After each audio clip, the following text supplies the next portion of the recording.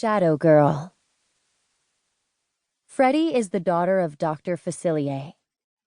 You might know her dad.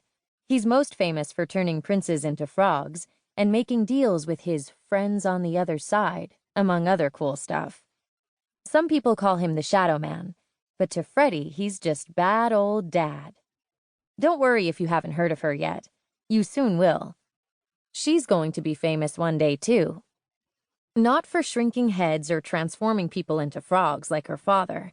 That's so last generation. She's going to be famous for singing.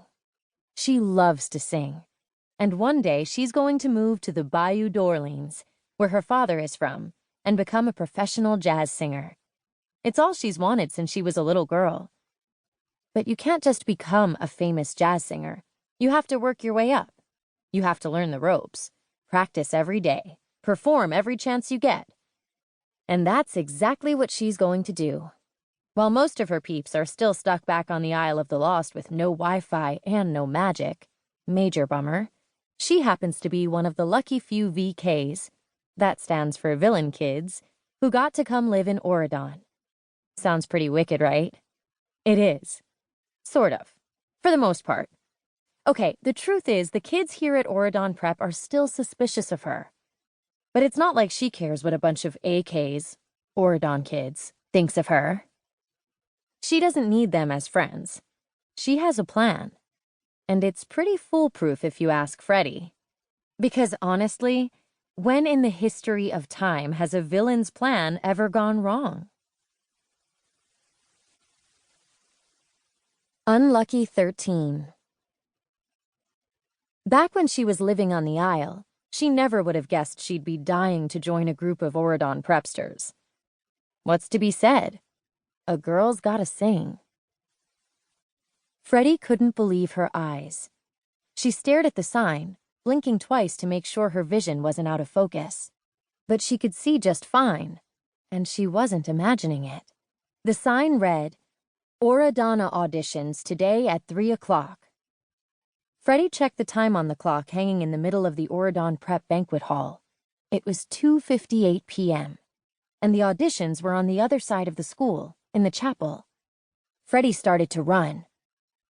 The Auradonas were the a cappella group at Auradon Prep, and they were one of the best a cappella groups in all of Auradon Kingdom. Freddie would have shrunken her own head for the chance to join the Auradonas, but they never had spots open. So why were they suddenly holding auditions? Did someone drop out? She wondered. Is someone sick? The Auradonas had won almost every competition in the kingdom. That was something Freddie knew only because Audrey, Princess Aurora's daughter and the lead alto of the group, never stopped blabbing about it. Lately it seemed like the upcoming National A Cappella Championships were all Audrey could talk about, and how if they didn't win, she'd be forced to do something really drastic, like wear black. Yes, Audrey had been even more stressed and cranky than usual those days. It was mostly because some new group had just popped up that year. They were called the Sword in the Tone, and they were rumored to be out of this world amazing. It was making everyone in the Auradonas nervous. Freddie picked up the pace, huffing and puffing as she dashed past the dorm toward the chapel.